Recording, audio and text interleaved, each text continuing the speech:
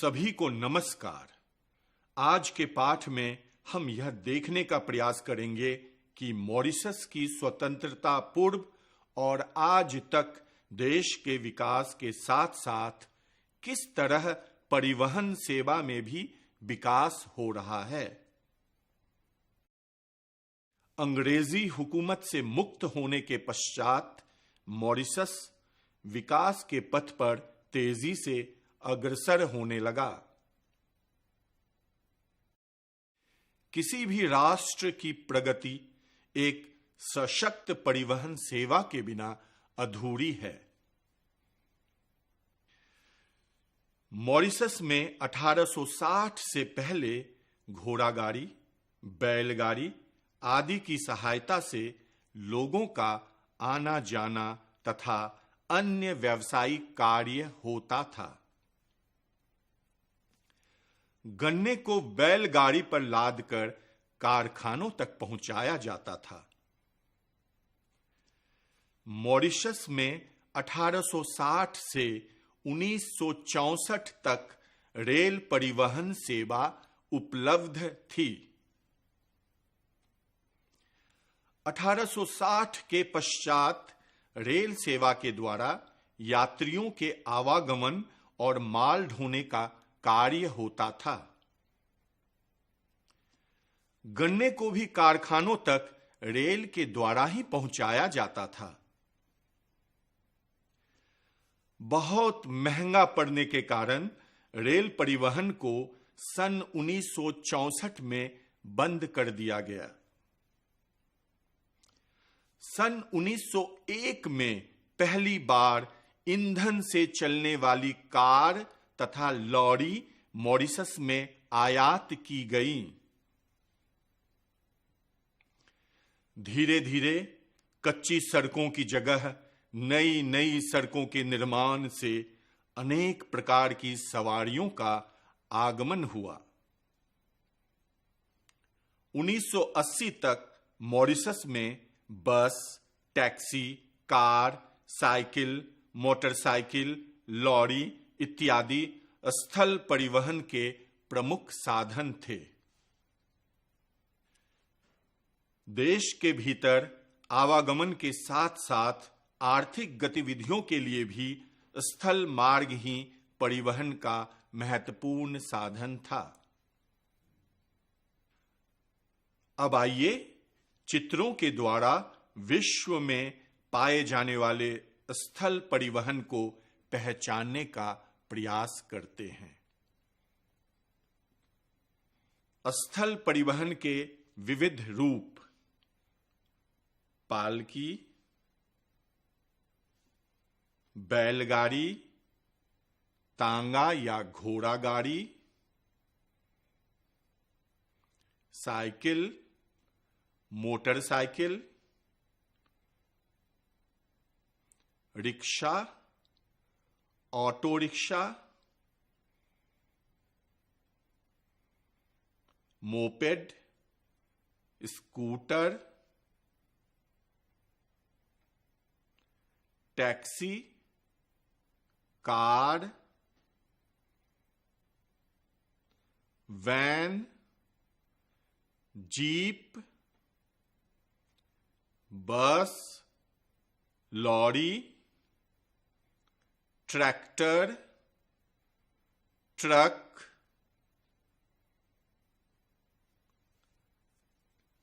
Train, मालगाड़ी,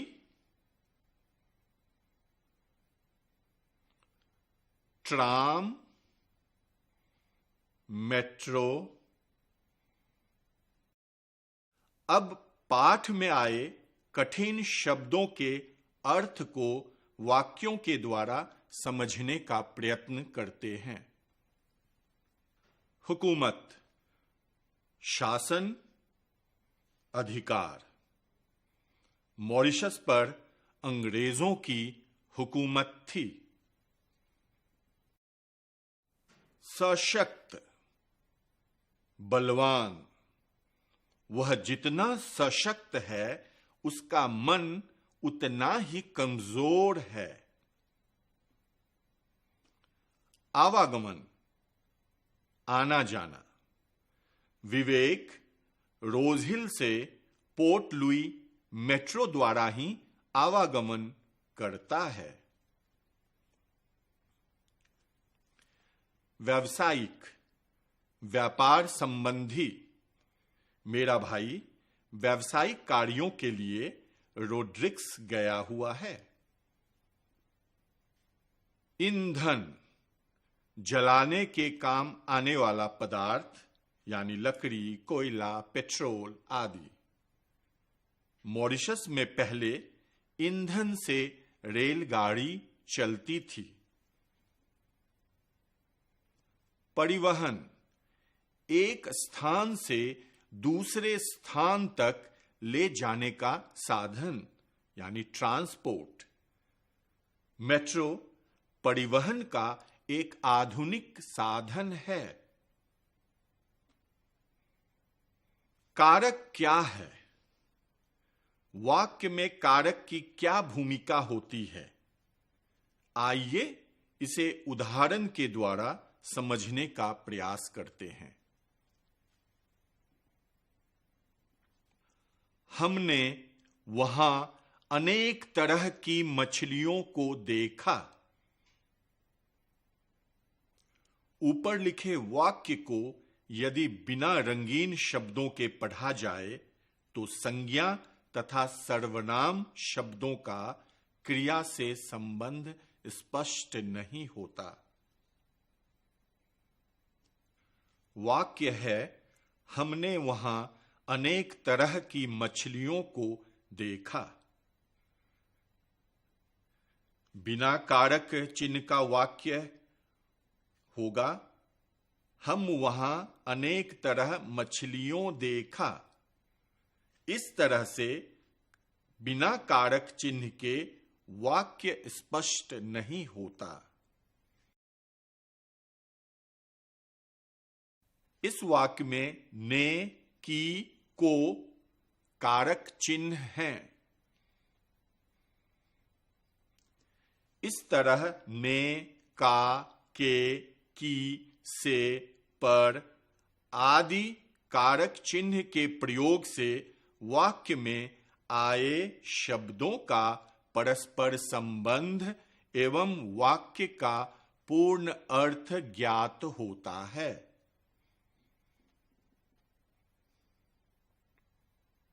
कारक और उसके चिन्ह।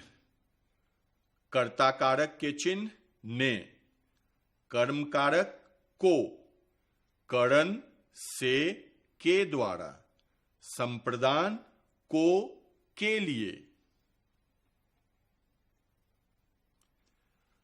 अपादान कारक चिन्ह से, यह तुलना करने के लिए आता है। संबंध का, के, की। अधिकरण में, पर। संबोधन हे, अरे। कभी कभी अलग अलग कारक जैसे कर्म कारक और संप्रदान कारक के एक ही कारक चिन्ह यानी को होने से भ्रम की स्थिति उत्पन्न होती है। आइए कर्म कारक और संप्रदान कारक के अंतर को समझते हैं। कर्म कारक, उसके कारक चिन्ह को, संप्रदान कारक और उसके कारक चिन्ह भी को और के लिए भी होता है। वाक्य देखते हैं। कर्म कारक, पुलिस ने चोर को पकड़ा। संप्रदान कारक, गुरुजी को प्रणाम। कर्म कारक, मां बच्चे को सुलाती है। संप्रदान कारक, इन पेड़ों को गिरा दिया जाए। कर्म कारक, राम सीता को वन वन खोजते फिरते थे। संप्रदान कारक, सेठ ने गरीबों को या के लिए कंबल दिए। कर्म कारक, लड़की ने प्रधानाचार्य को कई प्रार्थना पत्र लिखे। संप्रदान कारक, गाय को या के लिए घास दो। कर्म कारक वाक्य में क्रिया का फल कर्ता पर न पड़कर जब कर्म पर पड़े तो वहां कर्म कारक चिन्ह यानी को का प्रयोग होता है। वहीं संप्रदान कारक वाक्य में जिसे कुछ दिया जाए या जिसके लिए कुछ किया जाए वहां संप्रदान कारक का प्रयोग होता है। क्रिया बुलाना, पुकारना, कोसना, सुलाना, जगाना, मारना आदि क्रियाओं के साथ कर्म कारक होता है।